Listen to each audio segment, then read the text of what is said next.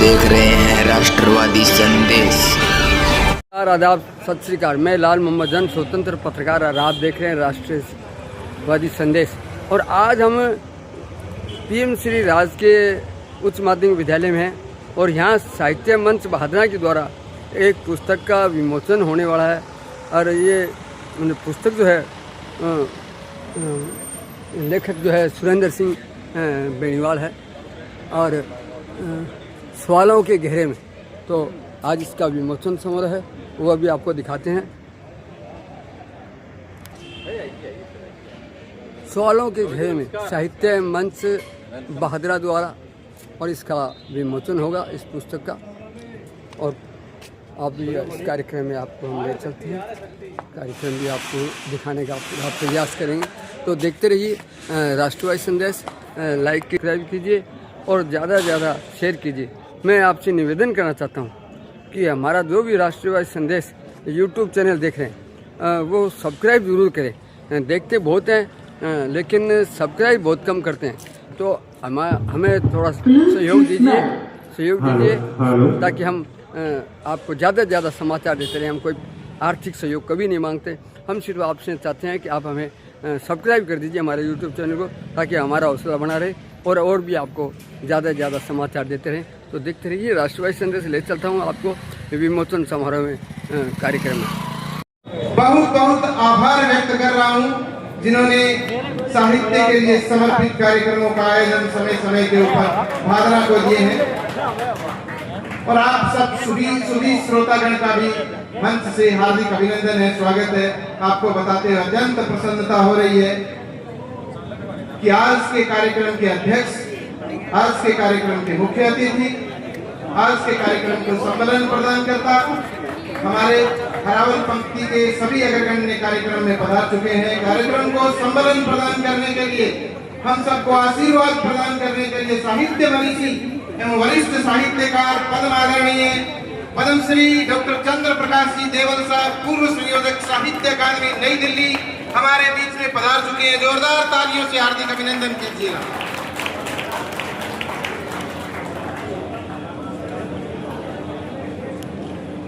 इनके साथ साथ श्रीमान दूलाराम जी सहारण, पूर्व अध्यक्ष राजस्थान साहित्य अकादमी। मैं पूर्व अध्यक्ष नहीं कह करके इनको अभूतपूर्व अध्यक्ष के रूप में बताता हूँ। साहित्य अकादमी उदयपुर के अभूतपूर्व अध्यक्ष हमारे बीच में पधार चुके हैं। आपका भी हार्दिक अभिनंदन है, स्वागत है।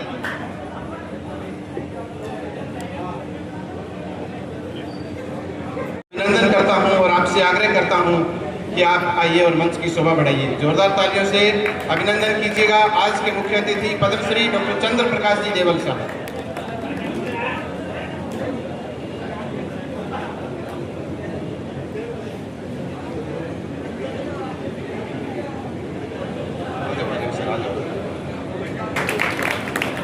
कहते हैं कि पद्मिनी के जोहर का, रिश्तों में सोहर का, हस्ताक्षर के साथ मोहर का और साहित्यिक नगरियों के अंदर भादरा और नोहर का अपना अलग ही स्थान है। तो आप जोहर धरा से भादरा धरा या नोहर धरा कहें, क्योंकि भादरा और नोहर संगम शहर है, दोनों का नाम एक साथ लिया जाता है। तो जोहर धरा से हमारी धरा को आशीर्वाद प्रदान करने के लिए पधारे हैं। जोरदार तालियों से हार्दिक अभिनंदन कीजिए। अगली कड़ी में मंच की शोभा बढ़ाने के लिए मैं आमंत्रित करता हूं डॉक्टर दूलाराम जी सहारण। आप अभूतपूर्व अध्यक्ष राजस्थान साहित्य अकादमी उदयपुर। राजस्थान में साहित्यिक उन्नयन के लिए 2 संस्थाएं काम करती है जो शीर्षस्थ संस्थान है। एक है राजस्थान साहित्य अकादमी उदयपुर, जिसके आप अभूतपूर्व अध्यक्ष रह चुके हैं, और दूसरी है राजस्थानी भाषा साहित्य एवं संस्कृति अकादमी, ये बीकानेर के अंदर है। तो हमें इस बात की बताते हुए बड़ी खुशी हो रही है कि राजस्थान साहित्य अकादमी उदयपुर के अध्यक्ष के तौर के ऊपर आप हमारे बीच में पधारे हैं, और राजस्थान भाषा एवं संस्कृति अकादमी बीकानेर के उपाध्यक्ष के रूप में डॉक्टर भरत जी ओड़ा भी हमारे बीच में पधारे हैं। तो जोरदार तालियों से आपका भी हार्दिक अभिनंदन कीजिए। मैं मंच की शोभा बढ़ाने के लिए इसी क्रम में आमंत्रित करता हूं श्रीमान पूर्ण जी शर्मा। पूर्ण, आइए श्रीमान जी, हार्दिक अभिनंदन है। जोरदार तालियों से हार्दिक अभिनंदन कीजिएगा। साहित्य अकादमी से कई बार और विभिन्न श्रेणी के पुरस्कारों से आप सम्मानित हैं। आप रामगढ़ के रहने वाले हैं और समय समय के ऊपर हमें आशीर्वाद देने के लिए पधारते रहते हैं, तो जोरदार तालियों से हार्दिक अभिनंदन कीजिएगा। अब मैं इसी कड़ी में आमंत्रित करता हूं हमारे मार्गदर्शक मंडल के हेमसोपान भादरा क्षेत्र के अंदर साहित्यिक उन्नयन के बृहद हस्ताक्षर, जिनके बारे में कहते हैं कि आपने जीवन की 3 पारियां खेली है। पहली पारी साहित्यकार के रूप में शुरू की डॉक्टर भरत जी ओड़ा ने, जिन्होंने साहित्य का सबसे बड़ा पुरस्कार साहित्य अकादमी दिल्ली के द्वारा साहित्य अकादमी पुरस्कार आपकी रचना जीवरी जात के ऊपर मिला। दूसरी पारी शिक्षक के रूप में प्रारंभ की तो सबसे बड़ा पुरस्कार राष्ट्रपति पुरस्कार आपको शिक्षक के रूप में मिला। ये भी पूरी भादरा क्षेत्र के लिए गौरव का विषय है। और अब आप तीसरी पारी समाज सेवा के क्षेत्र के अंदर आपने प्रारंभ कर दी है, जो कि शीघ्र ही उत्कृष्ट को छूने वाली है। उजास नामक दिव्यांगों की सेवा के लिए समर्पित संस्थान आप श्री के सौजन्य से लोहरदरा के अंदर संचालित हो रहा है। तो मैं आपके लिए और आपके संस्थान के लिए शुभकामनाएं प्रेषित करता हूं मंच से, और सर से मैं आग्रह करता हूं कि आइए और मंच की शोभा बढ़ाइए। ये सिर्फ मेरा नहीं, संपूर्ण साहित्य मंच का आग्रह है और हमारा और तो दोनों करबद्ध निवेदन है सर कि आप आइए और मंच की शोभा बढ़ाइए। आगे पीछे हो गया तो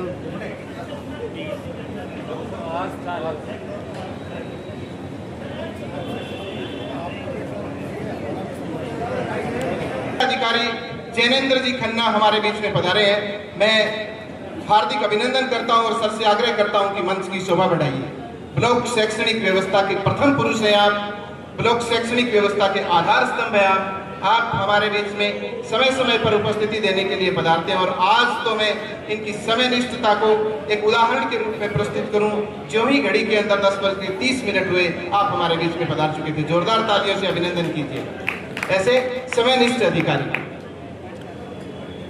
चूंकि आप सबको पता है आज का ये कार्यक्रम साहित्य मंच भादरा के तत्वावधान में आयोजित हो रहा है। मैं आग्रह करूंगा श्रीमान पवन प्रकाश जी शर्मा, सहायक आचार्य राजकीय महाविद्यालय भादरा, या यूं कहें कि भादरा की शिक्षा को विद्यालय युग से महाविद्यालय युग के अंदर ले जाने वाले व्यक्तित्व हैं। आपका मैं मंच के ऊपर हार्दिक अभिनंदन करता हूं। साहित्य मंच परिवार की तरफ से आप हमें संबलन प्रदान करने के लिए पधारे। जोरदार तालियों से हार्दिक अभिनंदन। मैं आज का कार्यक्रम सवालों के घेरे में पुस्तक के लेखक श्रीमान सुरेंद्र जी बेनीवाल, जो कि विभिन्न साहित्यिक मंचों के ऊपर अपनी उपस्थिति दर्ज करा चुके हैं। आकाशवाणी सूरतगढ़ से भी आपके काफी प्रोग्राम आ चुके हैं। साहित्य मंच के आप संरक्षक के रूप में हैं, तो मैं आपसे भी आग्रह करता हूं कि आप भी मंच की शोभा बढ़ाएं। चलिए एक बार अतिथिगण से आग्रह करता हूं कि दीप प्रज्वलन कर मां वागीश्वरी का स्मरण करके आज का कार्यक्रम प्रारंभ किया जाता है। तो दीप प्रज्वलन के लिए मां सरस्वती की प्रतिमा के समक्ष पधारे। चंद ही लम्हों में मां सरस्वती पूजन के साथ कार्यक्रम की विधिवत शुरुआत। समस्त अतिथिगण से आग्रह,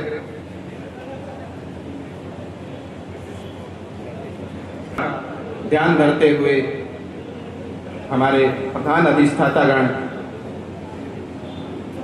या कुंदेन्दु तुषारहार धवला, या शुभ्र वस्त्रावृता, या वीणा वरदंड मंडित करा, या श्वेत पद्मासना ब्रह्मच्युत शंकर प्रवितृभि देवै सदा वंदिता समां पातु सरस्वती भगवती निशेष दंड्यापहा शुक्लां ब्रह्म विचार सार परमा आद्यां जगत व्यापिनीं वंदे तां परमेश्वरीं भगवतीं बुद्धि प्रदान शारदा, बुद्धि प्रदान शारदा।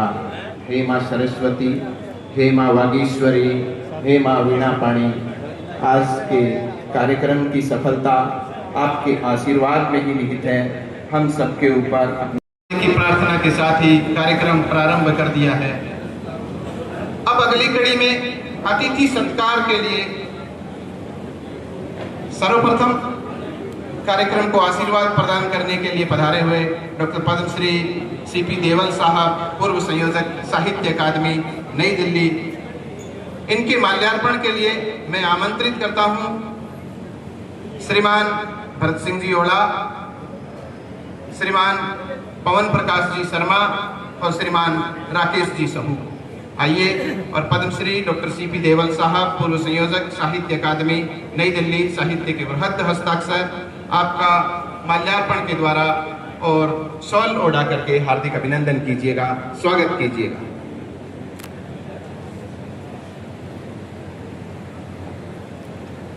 साहित्य के सम्मान में भादरा में तालियों की गड़गड़ाहट रुकनी नहीं चाहिए।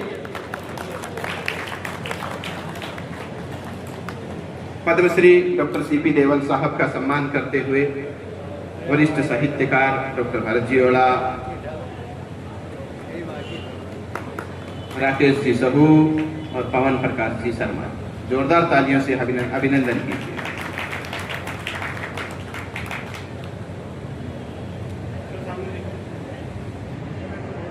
करता हूं डॉक्टर दूलाराम जी सहारण, भूतपूर्व अध्यक्ष राजस्थान साहित्य अकादमी उदयपुर के। ये संस्थान मीरा भवन उदयपुर में स्थापित है और सबसे बड़ा पुरस्कार मीरा पुरस्कार इनके द्वारा दिया जाता है। तो मैं आमंत्रित करता हूं डॉक्टर दूलाराम जी सहारण को, और आपके स्वागत के लिए श्रीमान देवेंद्र जी, महावीर जी और दयानंद जी बैरवाल हमारे बीच में आशीर्वाद प्रदान करने के लिए पधारे हैं। आप भी हार्दिक अभिनंदन के लिए मंच के ऊपर पधारे। देवेंद्र जी प्रिंसिपल, महावीर जी और दयानंद जी बैरवाल।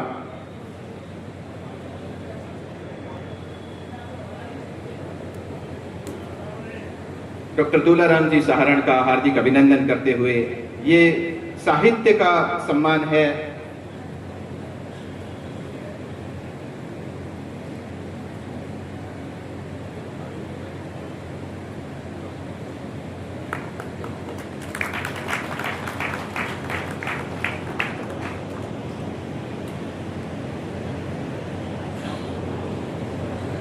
बाल साहित्य हमने पढ़ा है, बहुत ही रोचक साहित्य लिखते हैं, बहुत ही शानदार अनुवाद भी करते हैं, बृहद हस्ताक्षर हैं साहित्य के, साहित्य अकादमी के विभिन्न पुरस्कारों से पुरस्कृत है।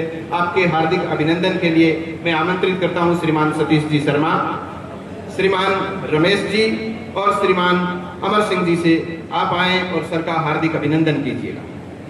जोरदार तालियों से हार्दिक अभिनंदन कीजिएगा। श्रीमान पूर्ण शर्मा पूर्ण साहित्य अकादमी द्वारा पुरस्कृत, और श्रीमान अमर सिंह जी भी इनका सहयोग करें। श्रीमान अमर सिंह जी बेनीवाल, श्रीमान अमर सिंह जी बेनीवाल डीएवी स्कूल संचालक।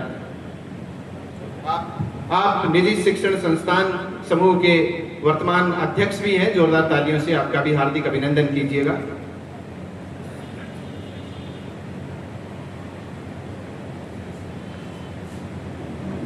श्रीमान पूर्ण शर्मा पूर्ण का सम्मान होते हुए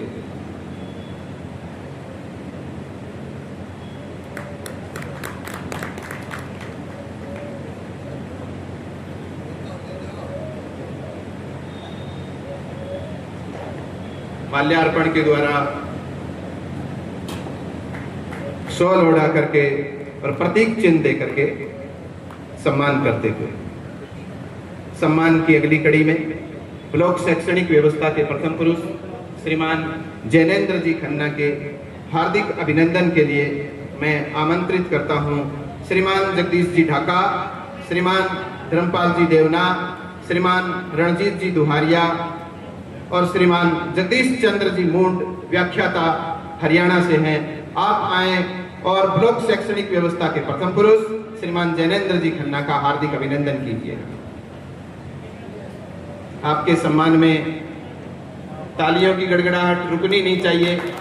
सुरेंद्र जी बेनीवाल अपने साहित्य के अंदर एक जगह लिखते हैं कि यूं तो आग्रह करके बजाई हुई तालियों से पंडाल नहीं सजते हैं, लेकिन कुछ व्यक्तित्व ऐसे होते हैं जिनके सम्मान के अंदर हाथ रुकते ही नहीं है। तो जैनेन्द्र जी खन्ना भी उन्हीं व्यक्तित्वों के अंदर है। ऐसे शैक्षणिक समर्पित व्यक्तित्व के लिए तालियां रुकनी नहीं चाहिए। जोरदार तालियों से हार्दिक अभिनंदन कीजिए। आज का शानदार कार्यक्रम जिस मंच की देन है, उस साहित्यिक मंच के अध्यक्ष श्रीमान पवन प्रकाश जी शर्मा, जो कि भादरा की शैक्षणिक व्यवस्था को विद्यालय युग से महाविद्यालय युग तक ले जाने के साक्षी हैं। आपने जीवन का सफर प्रारंभिक शिक्षक के रूप में किया, उसके बाद में वरिष्ठ अध्यापक, व्याख्याता, उपप्राचार्य, प्राचार्य और साथ में महाविद्यालय युग के अंदर सह आचार्य और जोगीवाला विद्यालय के आप वर्तमान के अंदर प्राचार्य भी हैं। तो जोरदार तालियां इनके लिए और इनके हार्दिक अभिनंदन के लिए श्रीमान सीताराम जी स्वामी, श्रीमान सुभाष जी धानका प्रधानाचार्य और श्रीमान सुदर्शन जी और श्रीमान हरि सिंह जी बिश्नोई, आप भी आगे आए और सर का हार्दिक अभिनंदन कीजिएगा।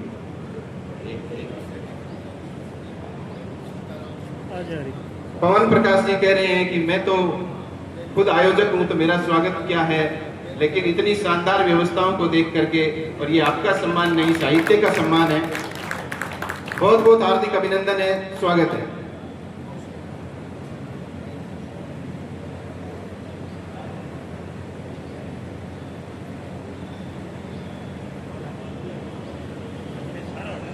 रजत नग पगतल पर पीयूष स्रोत सी बहा करो, जीवन के सुंदर समतल पर मैं मंच से यूं तो समस्त मातृशक्ति को प्रणाम करता हूं और विशेष रूप से प्रणाम करता हूं श्रीमती श्रिया देवी, जो कि सुरेंद्र जी बेनीवाल की माताजी हैं। आप हमें आशीर्वाद प्रदान करने के लिए पधारिए, जोरदार तालियों से हार्दिक अभिनंदन कीजिएगा। आपके साथ श्रीमती सरोज जी ओड़ा, जिनके बारे में डॉक्टर भरत जी ओड़ा कहते हैं कि ये मेरे प्रथम पाठक हैं। आप कोई भी रचना लिखते हैं तो सबसे पहले उसको अटेस्टेड किया जाता है सरोज जी के द्वारा और उसके बाद में रचना प्रकाशनार्थ आगे जाती है। तो आप प्रथम पाठक ओड़ा जी की हैं, तो जरूर कुछ न कुछ आपके अंदर विशेष है। आपका भी मंच से हार्दिक अभिनंदन किया जाता है। राजबाला जी, जो कि सुरेंद्र जी बेनीवाल, मैं आग्रह करता हूँ स्वागत भाषण के लिए श्रीमान पवन प्रकाश जी शर्मा, साहित्य मंच परिवार के आप अध्यक्ष हैं और अच्छे वक्ता भी हैं, रचनात्मक अभिव्यक्ति के धनी भी हैं, सृजनशीलता के साथ साथ आप गे काव्य लिखते हैं, यानी रागात्मक अभिव्यक्ति के भी धनी हैं। सर, सादर आग्रह है, आइए। स्वागत करता हूं। आप इस कार्यक्रम में आए और यह कोई एक साहित्यिक आयोजन मात्र नहीं है, बल्कि यह साहित्य की सजीव परंपरा का एक उत्सव है, तो समाज को चेतना, विचारों और संवेदनाओं को समृद्ध करने का कार्य निरंतर करता रहता है। आज जिस कृति के हम साक्षी बनने जा रहे हैं वह एक सशक्त वैचारिक दस्तावेज है और ये बड़ा ही हर्ष और गर्व का विषय है कि इस कार्यक्रम में हमारे बीच नई दिल्ली साहित्य अकादमी के परामर्श समिति के पूर्व संयोजक श्रीमान चंद्र प्रकाश जी देवल उपस्थित हैं, जिनका जो साहित्य अवदान और इनकी साहित्य के प्रति जो दृष्टि है वो निश्चित रूप से सभी साहित्यकारों के लिए प्रेरणा का स्रोत रही है। चंद्र प्रकाश जी देवल का यहाँ होना इस कार्यक्रम को और अधिक गरिमा में बना रहा है। और आपको मैं थोड़ी सी जानकारी दे दूं कि यदि हम भारतीय भाषाओं की बात करें तो भारतीय भाषाओं में सबसे बड़ी पुस्तक महाभारत है और महाभारत के बाद में दूसरी बड़ी पुस्तक यदि कहें तो वंश भास्कर है। उस पुस्तक का इनके द्वारा अनुवाद किया गया है। अनुवाद किया जाना और सर्जन रचनाकार दोनों ही भिन्न भिन्न बातें हैं, परंतु अनुवाद और अधिक आनंदित होता है। जैसे सूर्य का प्रकाश है वो सर्जना कर रहा है, रचना कर रहा है, नया निर्माण कर रहा है। हर समय सूर्य का प्रकाश हमें आनंद प्रदान करने आवश्यक नहीं है, परंतु सूर्य की किरणों का अनुवाद चंद्रमा करता है। चांदनी हमेशा ही हमें मनमोहक लगती है, आकर्षक लगती है। दूसरे, हमारा परम सौभाग्य है कि हम श्रीमान दुलाराम जी के सानिध्य में इस कार्यक्रम का आयोजन कर रहे हैं और दुलाराम जी सारण जो एक युवा साहित्यकार और ऐसे युवा साहित्यकार जिन्होंने रिकॉर्ड बनाया है राजस्थान की सबसे बड़ी साहित्यिक संस्था राजस्थान साहित्य अकादमी के सबसे युवा अध्यक्ष होने का, ये हमारे लिए बड़े गौरव का विषय। हमारे निकटवर्ती गांव भाड़ंग इनका मूल स्थान है। छोटे से गांव से उठकर इन्होंने राष्ट्रीय स्तर पर और अंतर्राष्ट्रीय स्तर पर जो प्रसिद्धि और ख्याति प्राप्त की है, और ये भी बहुत बड़े अनुवादक हैं। जब भी मैं बच्चों को कॉलेज में पढ़ाता हूँ तो एक सत्य के साथ मेरे प्रयोग पुस्तक लगती है 5वें सेमेस्टर में, और मैं उन बच्चों को कहता हूं कि यह पुस्तक, इसका अनुवाद श्रीमान तुलाराम जी सारण के द्वारा किया गया है। सांच रो तजुर्गो की कागर बेटी रे नाम, ऐसे बहुत से अनुवाद, एक सौंदर्य की नदी नर्मदा, यानी बहुत से अनुवाद, बहुत सी रचनाएं इनके द्वारा लिखी गई है। भक्त पसवाड़ा फोर है, तो ऐसे हमारे बीच में उपस्थित हैं। ये हमारे लिए बड़ा गौरव का विषय है। और पूर्ण जी शर्मा पूर्ण के बारे में तो मैं अधिक नहीं कहना चाहूँगा, इतना ही कहना चाहूँगा कि उनकी उपस्थिति हमारे इस कार्यक्रम को संपूर्णता प्रदान कर रही है। आज हम जिस कृति के विमोचन के इस पावन अवसर पर यहाँ उपस्थित हुए हैं, और यह एक व्यंग्य कविता संग्रह है। सामान्य सी जानकारी देते हुए मैं अपना स्थान ग्रहण करूँगा कि व्यंग्य कविता संग्रह सुरेंद्र जी बेनीवाल ने हमारे जो समय की परिस्थितियों को प्रतिबिंबित करने का प्रयास किया है, और उस प्रतिबिंबित करने के प्रयास में इन्होंने बिल्कुल सपाटबानी सहजता का प्रयोग किया है। किसी प्रकार के छंद और अलंकारों के चक्कर में नहीं पड़े। कविता का काम या साहित्य का काम केवल अभिव्यक्ति करना नहीं है, साहित्य का काम जागरण करना भी है। प्रश्न जब शब्द हमारे प्रश्नों में तब्दील होते हैं तो समाज को सोचने पर विवश कर देते हैं, और समाज में एक परिवर्तन की निश्चित रूप से लहर उठती है। कहा गया है साहित्य समाज का दर्पण है, परंतु साहित्य समाज का मार्गदर्शक भी है। साहित्य समाज का प्रतिबिंब है, परंतु साहित्य समाज की दिशा को परिवर्तित भी करता है। मैं ये आशा करता हूं कि आज का कार्यक्रम हम सभी के लिए प्रेरणास्पद और स्मरणीय होगा। आप सभी यहाँ पर आए, आपका पुनः एक बार बहुत बहुत स्वागत, बहुत बहुत धन्यवाद। बहुत बहुत धन्यवाद पवन प्रकाश जी शर्मा। मैं हमारे अग्रगण्यों से 2 मिनट भादरा तहसील की चर्चा के बारे में थोड़ी सी बात बताना चाहता हूं कि राजस्थान जैसा कल्चर और हरियाणा जैसा एग्रीकल्चर जिस स्थान के ऊपर है वो हमारी भादरा है। कहते हैं कि बाधरा भादरा जबकि हाँ राजस्थान जिसो कल्चर है और हरियाणा जिसो एग्रीकल्चर है। और इतो ही कोनी एक बात बताओ, थारो सीनो बे टाइम फकर चोड़ो कोनी हुए कि जद थे आ सोचो के नाथ पंथ का आदि आचार्य गुरु गोरक्षनाथ जी की तपस्या आई भादरा के अंदर काम होगा बेड़ी है। अरे नेपाल की करेंसी के ऊपर जकांगी नेपाल की मुद्रा के ऊपर जकांगी साक्षात प्रतिमा आवे वे गोरक्षनाथ जी जकांगे नाम गोरखा रेजिमेंट स्थापित है। और जिया अपने भादरा तहसील की राजधानी चेंज होती रहे, पीछे मलखेड़े हालगढ़ी गांधी है, पियाई यूपी जो उत्तर प्रदेश है, की राजधानी भी आजकल लखनऊ को नहीं गोरखपुर है। तो गोरखनाथ जी की तपस्थली उन्होंने हर जगह 12 साल तपस्या की। आदरणीय देवल साहब, मैं आपके सामने अर्ज करना चाहता हूं कि उन्होंने देवभूमि गोगामेड़ी के अंदर 24 साल तपस्या की थी। तो वो भूमि हमारी है, तो हमारा तो फक्र से सीना चौड़ा होना ही चाहिए। और इतना ही नहीं, वीर परंपरा की बात करते हैं तो वीर परंपरा के शिखर पुरुष जिनके बारे में कहते हैं कि पापू हरबू रामदेव और मंगलिया मेहा पांचों वीर पधार जो गोगा जे देहा। 5 वीरों में भी जिनको प्रबल स्थान प्रदान किया गया वो जाहर वीर गोगा जी, उनकी कर्मस्थली गोगामेड़ी वो भी इसी भादरा धरा के अंदर है। तो बाधरा भादरा सोमनाथ को लूट करके, और जब रक्त की प्यासी तलवारें, सोमनाथ गुजरात के अंदर है जो कि धुर दक्षिण के अंदर है, उसके बाद में समुद्र स्टार्ट हो जाता है। और वो आए किधर से थे? उत्तर से।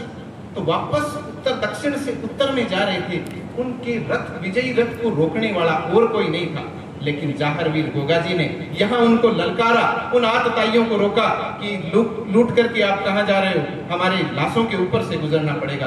तो ऐसी बड़ी है वो इसी भादरा धरा के अंदर है। तो एक बार अपनी भादरा धरा के लिए जोरदार तालियां हो। अगली कड़ी में मैं हमारे अग्रगण्यों से आग्रह करूंगा कि वो श्रीमान सुरेंद्र जी बेनीवाल कवि हृदय व्यक्तित्व के द्वारा लिखी हुई पुस्तक सवालों के घेरे में पुस्तक विमोचन का कार्य करेंगे। तो मेरा आग्रह रहेगा आदरणीय भरत जी होड़ा, जिनसे आप नहीं आए, प्रथम पंक्ति में बैठना, श्रोता बनना आपने स्वीकार किया, लेकिन अब हमारे आग्रह की लाज रखते हुए आप विमोचन कार्यक्रम के अंदर मंच की शोभा बढ़ाइएगा। जोरदार तालियों से हार्दिक अभिनंदन कीजिएगा। मैं आग्रह करता हूं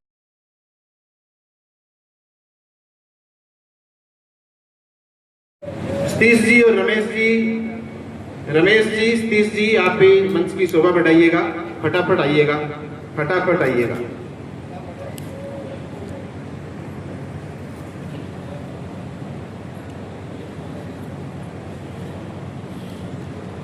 सवालों के घेरे में कविता संग्रह जिसमें हास्य व्यंग्य सब कुछ छिपा है। थोड़ा पीछे ले लो। बिहारी की कविताओं के बारे में कहते हैं कि सत्सैया के दोहरे जो नाविक के तीर देखने में छोटे लगे, भाव करे गंभीर। लेकिन यहाँ आप सुरेंद्र जी की कविताओं को देखेंगे तो और भी गहरे भाव करती हुई, गहरे भाव नहीं करेगी, गहरी छाप छोड़ती हुई नजर आएगी। तो गहरी छाप वाली पुस्तक का विमोचन ये हमारी भादरा के लिए सौभाग्य है। जोरदार तालियों से हार्दिक अभिनंदन। बहुत बहुत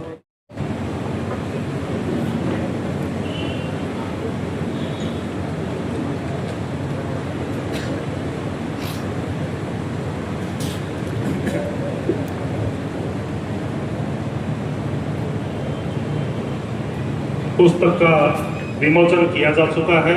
सवालों के घेरे में रचनाकार श्री सुरेंद्र बेनीवाल, आदरणीय अध्यक्ष महोदय, मुख्य अतिथि महोदय और मंचासीन विद्वजन, उपस्थित साहित्य प्रेमी सज्जनों, आज के इस गरिमामय अवसर पर श्री सुरेंद्र बेनीवाल के व्यंग्य काव्य संग्रह सवालों के घेरे में पर अपने विचार प्रस्तुत करना मेरे लिए अत्यंत सम्मान और संतोष का विषय है। यह कृति केवल साहित्यिक अभिव्यक्ति नहीं बल्कि हमारे समय की सामाजिक, नैतिक और वैचारिक संरचनाओं का सूक्ष्म विश्लेषण करती है। साहित्य के संदर्भ में प्रायः कहा जाता है कि साहित्य समाज का दर्पण है, परंतु श्रेष्ठ साहित्य समाज का दर्पण ही नहीं होता, वह समाज को दिशा भी देता है, उसे प्रश्नों के कटघरे में खड़ा करता है। इसी दृष्टि से यह कृति अपने शीर्षक के अनुरूप हमें निरंतर प्रश्नों के बीच ले जाती है। हिंदी के महान साहित्यकार मुंशी प्रेमचंद ने कहा था, साहित्य का उद्देश्य केवल मनोरंजन नहीं बल्कि जीवन की समस्याओं का समाधान खोजना भी है। श्री सुरेंद्र बेनीवाल की इस कृति, यह कृति इसी उद्देश्य की सार्थक परिणति प्रतीत होती है। उनका व्यंग्य न तो केवल हंसाने के लिए, न केवल आलोचना के लिए, वह एक सजग, चिंतनशील और जिम्मेदार नागरिक की दृष्टि को व्यक्त करता है। जैसा कि बशीर बंद साहब ने कहा है, चेहरों के लिए आईने कुर्बान किए हैं, इस दौर में हमने भी बहुत काम किए हैं। सुरेंद्र जी ने आईने तोड़ने के इस दौर में समाज के सामने आईना रखने का कठिन साहस किया है, जिसे आज का बौद्धिक वर्ग अक्सर सुरक्षित दूरी बनाकर टाल देता है। व्यंग्य केवल शब्दों की बाजीगरी या मनोरंजन का साधन नहीं, यह एक सर्जिकल स्ट्राइक है जो समाज की सड़न पर की जाती है। बेनीवाल जी की रचनाओं में व्यंग्य की धार बहुत सूक्ष्म और गहरी है। उनकी भाषा में देशीपन और खरापन है जो सीधे हृदय से संवाद करता है। वे भारी भरकम शब्दों के मायाजाल में उलझने की बजाय यथार्थ को नग्नता से, बड़ी सरलता से उघाड़ देते हैं। उनकी कविताएं पढ़ने पर महसूस होता है कि रचनाकार ने केवल ड्राइंग रूम में बैठकर विसंगतियों को नहीं देखा बल्कि उन्हें भोगा है। यही कारण है कि उनकी पंक्तियों में व्यवस्था के प्रति आक्रोश तो है, लेकिन उस आक्रोश की तह में लोक कल्याण की भावना छिपी हुई है। संग्रह का केंद्र बिंदु है आम आदमी बनाम व्यवस्था। आज जब विज्ञापन और आंकड़ों की चमक में आम इंसान की सिसकियां दब जाती है, तब सुरेंद्र बेनीवाल की कलम अदम गोड़वी के स्वर को बुलंद करती है। तुम्हारी फाइलों में गांव का मौसम गुलाबी है, तुम्हारी फाइलों में गांव का मौसम गुलाबी है, मगर ये आंकड़े झूठे हैं, ये दावा किताबी है। ये अपनी रचनाओं के माध्यम से उन सफेद पोश चेहरों को बेनकाब करते हैं जो मंचों पर नैतिकता की दुहाई देते हैं पर व्यवहार में मूल्यों का सौदा करते हैं। इस संग्रह की सबसे बड़ी खूबी यह भी है कि यह केवल दोषारोपण नहीं करता बल्कि हमें आईने के सामने खड़ा करके पूछता है कि जब व्यवस्था अत्यंत महत्वपूर्ण कविता की पंक्तियों पर आपका ध्यान आकर्षित करना चाहूंगा।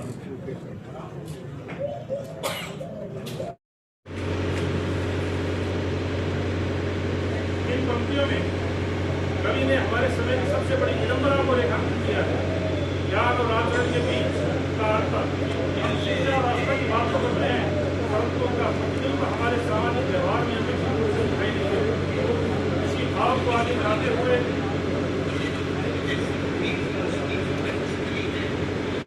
होता है, फल में और श्रीफल में जितना अंतर होता है, यात्री में और तीर्थ यात्री में जितना अंतर होता है, उतना ही श्रोता में और सुधी श्रोता में अंतर होता है। आप सब सुधी श्रोतागण हैं।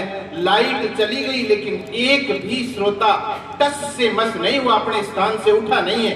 और इतनी चिलचिलाती धूप के अंदर भी काबिले तारीफ है आपकी उपस्थिति। आप सबको पुनः प्रणाम करते हैं, जोरदार तालियां एक बार।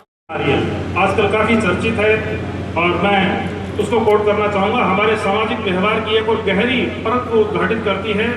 वैसे तो आप दहेज के खिलाफ हैं, वैसे तो आप दहेज के खिलाफ हैं, नगद के नाम पर सिर्फ रुपया नारियल लेने के पक्ष में है। आपने यह बात वधू पक्ष के सामने तब तक बार बार दोहराई थी जब तक कि नकदी भरपाई की विकल्प की बात उनके अच्छी तरह समझ में नहीं आई थी। तो ये कविता व्यंग है और उस कविता में मानसिकता पर तीखा व्यंग है, जहां हम सिद्धांततः तो सामाजिक कुरीतियों का विरोध करते हैं, किंतु व्यवहार में उन्हीं कुरीतियों को नए रूप में स्वीकार कर लेते हैं। हरिवंश राय बच्चन की पंक्तियां, मिट्टी का तन मस्ती का मन, क्षण क्षण जीवन क्षण क्षण जीवन मेरा परिचय, अर्थात जीवन की सच्चाई बाहरी आवरणों से नहीं बल्कि हमारे वास्तविक आचरण में निहित है। इसी विषय को और अधिक व्यापक परिप्रेक्ष्य में प्रस्तुत करती हुई उनकी कविता दहेज, जैसे जैसे शिक्षित हो रहे हैं दहेज लेना छोड़ रहे हैं। फिजूल खर्ची रुकने से आई आर्थिक संपन्नता का ही परिणाम है शायद कि शादियों के सीजन में हम गहने और गाड़ियों की बिक्री में हर साल रिकॉर्ड तोड़ रहे हैं। यानी हर बार जब शादियों का सीजन होता है तो रिकॉर्ड टूटते हैं। या कभी आधुनिक उपभोक्तावादी समाज की विडंबना को उजागर करते हैं। दहेज का प्रत्यक्ष रूप से भले कम प्रयोग हुआ हो, किंतु उसका अप्रत्यक्ष स्वरूप अधिक सशक्त होकर सामने आया है। दुष्यंत कुमार की पंक्तियां यहाँ बड़ी प्रासंगिक प्रतीत होती है। स्वतंत्र हो, अंततः एक बेहतरीन और मानवीय समाज की स्थापना की मांग करता है। अंत में मैं यही कहना चाहूंगा कि सवालों के घेरे में खड़ा होना केवल अपराधी का काम नहीं, कभी कभी सत्य को भी घेरे में खड़ा होना पड़ता है ताकि वह अपनी पवित्रता सिद्ध कर सके। बेनीवाल जी ने यह कार्य बखूबी किया है। अहमद फराज के शब्दों में, शिखर की चोटियों पर नाम लिखना खेल है, लेकिन लहू से दास्तां लिखना मकाम खास होता है। सवालों के घेरे में केवल पढ़ने की नहीं बल्कि समझने और आत्मसात करने की कृति है। यह आगे सोचने पर विवश करती है कि क्या हम वास्तव में प्रगतिशील हो रहे हैं या केवल प्रगति का आभास भर रच रहे हैं। इसी भाव के साथ मैं अपनी बात को विराम देता हूं और रचनाकार को इस अत्यंत महत्वपूर्ण एवं विचारोत्तेजक कृति के लिए हार्दिक बधाई देता हूं। धन्यवाद।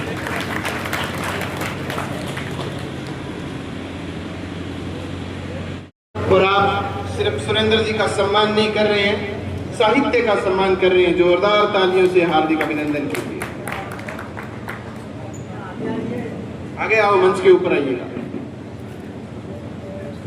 किसी भी प्रकार का सामाजिक आयोजन हो, चमड़ा वाला ग्रुप उसके अंदर अपनी महती उपस्थिति दर्ज कराता रहा है। ये साहित्य का सम्मान।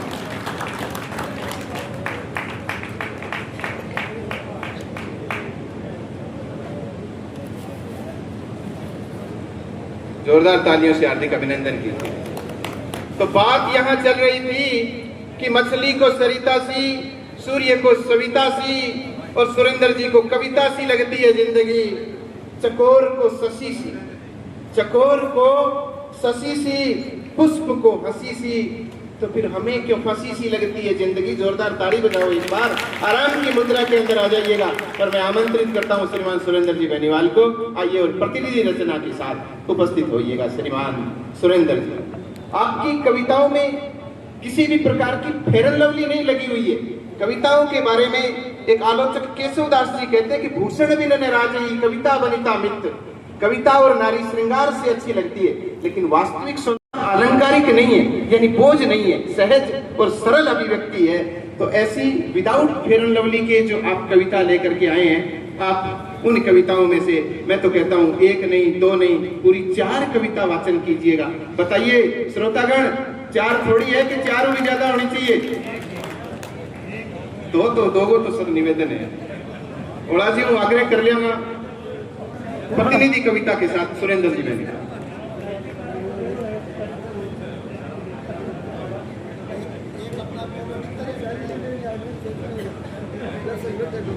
हेलो,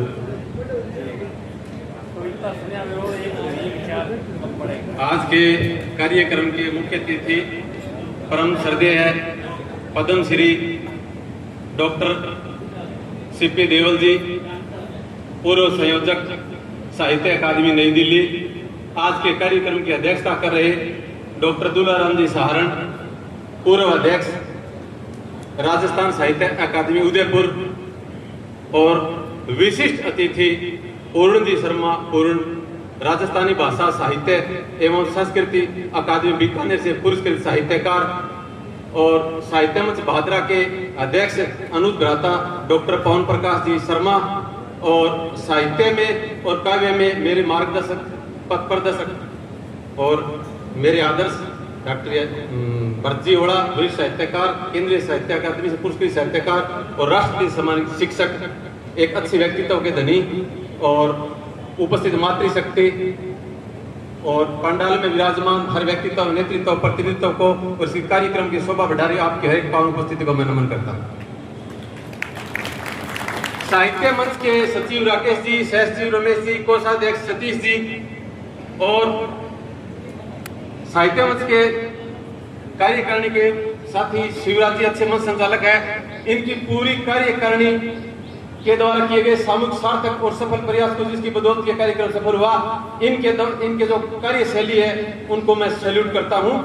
और ये मेरे लिए सौभाग्य की बात है कि मेरा पहला कविता संग्रह जिसके विमोचन में साहित्य के बड़े बड़े हस्ताक्षर यहाँ विद्यमान है, और मेरा परम सौभाग्य ये है कि इस अवसर पर मेरी माता जी विद्यमान। जोरदार तालियों से अभिनंदन होना चाहिए।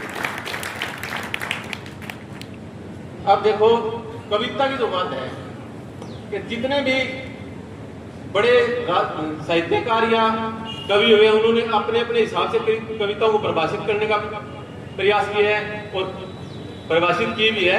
सबका अलग अलग नजरिया है, कोई दो साहित्यकारों की सेम परिभाषा नहीं है, अपनी तरह सभी सही है, उनका अलग अलग दृष्टिकोण है। उसी प्रकार मेरा भी दृष्टिकोण है। मैं कविता को किस दृष्टि से देखता हूँ उस पर मेरी कविता है। सबसे पहले तो मैं बताना चाहूंगा कि मेरी नजरों में कविता क्या है। सबसे पहले तो ये बात है कि जैसे मैंने माना कि ये कविता है और मैं जिसे सुना रहा हूँ, चाहे वो श्रोता है चाहे पाठक है, और वो ये मान रहा है कि हाँ ये तो कविता है, मुझे तो रस आया, तो मेरी नजरों में तो वो कविता है।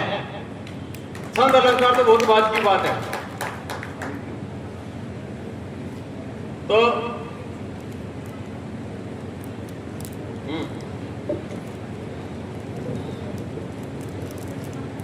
कि सोच समझकर साध गई चुप्पी जब दम घोटने लगे, कि सोच समझकर साध गई चुप्पी जब दम घोटने लगे और कुछ भी नहीं कहना कचोड़ने लगे। और ऐसे में किसी की कुछ पंक्तियों में आपको अपने शब्द मिल जाए और वो पंक्तियां आपकी आवाज बन जाए और सुनकर दिल को सुकून मिले, चैन की सांस आई, बार बार पढ़ना और सुनना रास आई, और आपको लगे कि आपके भीतर बेतरतीब से पड़े शब्दों को किसी ने क्रमबद्ध किया है, आपकी भावना कोई शब्दों में पिरोया है, और हर अक्षर में भार है, हर शब्द में धार है, हर वाक्य में संवेग है, हर पंक्ति में सार है, और भावना का निचोड़ है, दिल का गुबार है। जिन शब्दों से पत्थर दिल भी पसीजा है तो वह सिर्फ शब्द नहीं, कविता। यद्यपि मैं काव्य विधा से अनजान हूं, यद्यपि मैं काव्य विधा से अनजान हूं, पर मुझे विश्वास है कि जिन शब्दों से श्रोता गदगद हुए हैं और कायल हुए हैं और कुछ झूठी मुस्कान के साथ घायल हुए हैं, मतलब शब्दों की गूंज जहां तक जानी चाहिए थी जा रही है और सबको समझ आ रही है। जिन पंक्तियों ने कसीदे नहीं पढ़े किसी के, बल्कि उठाए सवाल और व्यवस्था। एक दिन में तो होगा कोई रुचि, एक दिन में कोई नहीं हुआ। तो जब सर्विस लग गया, हमारे 15-20 साल हो गया, तो कदे रचना परिवार की कई परिस्थितियां बदल गई, कभी क्या बदल लिखी, तो कई चीजें बदल गई, कई सामाजिक रीति रिवाजों में बदल गई है। तो बैंक ऐसा क्या आपने थोड़ा सा, जैसे आप मेरी रचना है, वो नाम है कि आसान नहीं है औरत होना, तो यह कविता सारा पर लागू को नहीं हो उसका भी आपका पार आ गया हमारी करके कई लाख भी बांगी जद में है, और 20 साल पहले की परिस्थिति ही। तो कविता को शीर्षक है कि आसान नहीं है औरत होना, कि एक औरत रोज सुबह जल्दी उठकर जब झाड़ू लगाती है, उसकी 8 हर सुबह मुर्गे को जगाती है सुबह से शाम तक, और तारों की छांव से तारों की छांव तक चुपचाप जुटी रहती है गांव में एक औरत हर गांव में। पशुओं को चारा डालने, दूहने, घर का हर काम करने, पानी भरने के बाद बाता लेकर जाती है, पूरा दिन खेत कमाती है, और शाम को लौटने पर फिर वही पारी पशुओं को नीरा चारी, फिर वही गोबर बुआरी, फिर वही काम की मारामारी, वो दूल्हे से लेकर पूरा पशुपालन, बच्चों का लालन पालन, चूल्हा चौका, झाड़ू पोछा, बर्तन भांडे और कपड़े धोना, चूल्हे चौके और कपड़े धोना, और फिर वही दिनचर्या, सबसे अंत में खाना और सबसे अंत में सोना। आसान नहीं है कोर्ट। उसके बाद एक व्यंग्य की मंच की कविता मैं सुनाऊंगा, फिर मेरा स्थान ग्रहण करूंगा कि नजर आने वाले आंकड़े बहुमत का आधार नहीं होते। अपने 2 प्रकार की सिस्टम होता है, एक होता है प्रत्यक्ष मतदान, एक होता है परोक्ष मतदान। प्रत्यक्ष मतदान की जब बात आती है, उसके आंकड़े हमारी इच्छा के हमें चौंकाने वाले भी हो सकते हैं, और तो परोक्ष वाले तो निश्चित रूप से होते हैं। नगर पालिका का चुनाव होता है, चाहे राज्यसभा का होता है, चाहे राष्ट्रपति का होता है, कि नजर आने वाले आंकड़े बहुमत का आधार नहीं होते, और ये सियासी गणित है, इसमें 2-2-4 नहीं होते। कि नजर आने वाले आंकड़े बहुमत का आधार नहीं होती है, सियासी गणित है, इसमें 2-2-4 नहीं होते। जो दिखता है वो होता नहीं, और जो होता है वो नजर नहीं आता। ये सियासी समीकरण है, इतना आसानी से समझ नहीं आता। और सियासी रिश्ते हैं सब स्वार्थ के, इनमें एतबार नहीं होते। मौका पर तो कहते हैं चढ़ के, यहाँ सियासी शब्द को उसमें गद्दार नहीं होते। ये सियासत है, हर बात को घुमाकरी कहती है। ये सियासत है, हर बात को घुमाकरी कहती है। भाषा शैली चाहे कुछ भी हो, सब शक्ति व्यंजना ही रहती है। और असूलों पर अड़े रहने से सियासी बेड़े पार नहीं होते। उसूलों पर अड़े रहने से सियासी बेड़े पार नहीं होते। और सीधी सपाट कहने के आदी है जो लोग, सियासत में समझदार नहीं होते। अब पेशा शिक्षक, और जब शिक्षकों का व्यंग्य की बात मैं करा तो अपनी बात अधूरी रह जाएगी। हर रचना के अंदर कोई कोई सवाल घेरम खड़े है, मैं शिक्षक की सवाल घेरम उसका वो निर्णय श्रोता करना है, सवाल घेरम तुम्हें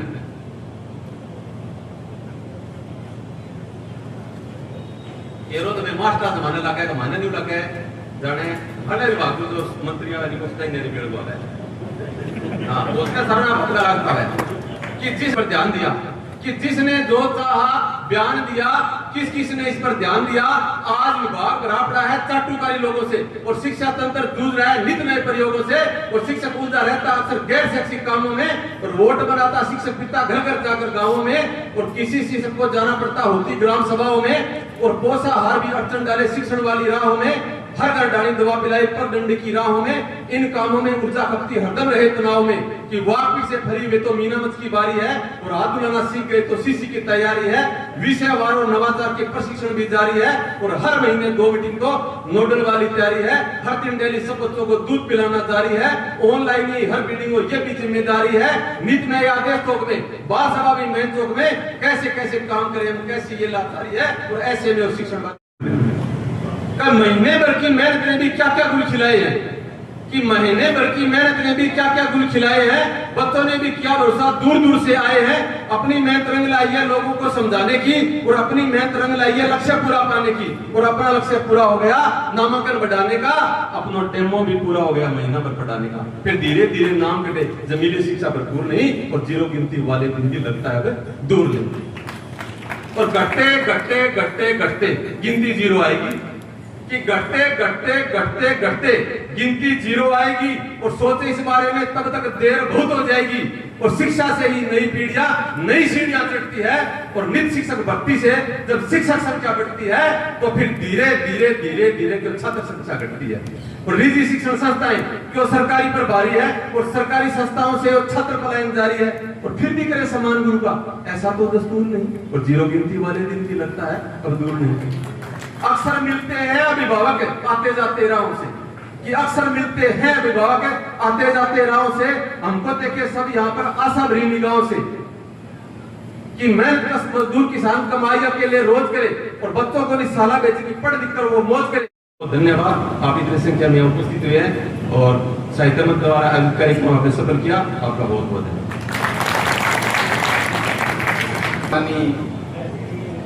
तो ये था जीत बोल तो सकती है, सवालों के लेकिन सुन घेरे नहीं में सकती और काम एक सुन पुस्तक तो का सकती है, विमोचन लेकिन बोल नहीं साहित्य मंच सकती। बादरा द्वारा। तो इनकी और तारीफ के लिए मेरे शब्द राष्ट्रीय शब्द नहीं है। माध्यमिक विद्यालय मैं में आदरणीयों से ये निवेदन करना चाहता हमारा हूं कार्यक्रम हुआ। कि देखते वर्तमान परिदृश्य में रहिए राजस्थान में साढ़े 40 जिले हैं। मैं लाल मोहम्मदन स्वतंत्र आप पत्रकार उत्तल लेंस लगा करके चाहे अवतल लेंस लगा करके अध्ययन कर लीजिएगा। एकमात्र